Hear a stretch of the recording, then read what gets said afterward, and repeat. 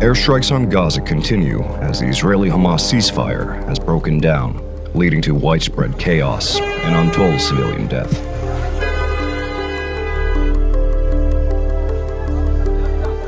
Injured Palestinians flood into the Nasser hospital in Khan Yunis as Israeli troops battle Hamas militants in southern Gaza after expanding their offensive deeper into the besieged territory.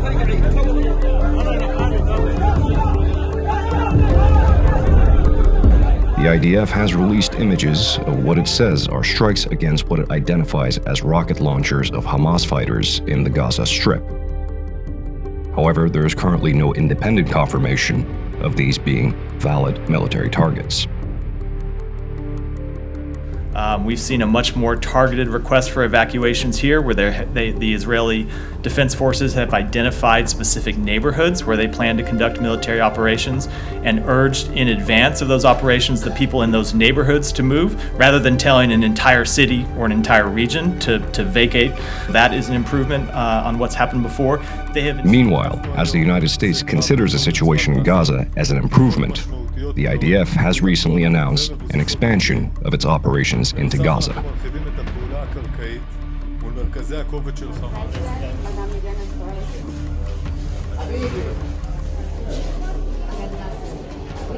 We have to find solutions to this. We can't turn away from what is evidently a moral failure in the face of the international community.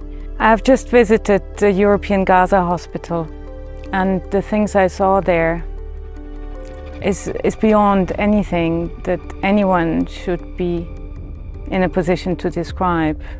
What shocked me the most were the children with atrocious injuries and at the same time having lost their parents with no one looking after them. I met people who have lost limbs because they needed to evacuate between treatments, and they lost a hand or a foot because they couldn't be treated in the hospital where they arrived first. I was told today that the North has lost its entire surgical capacity.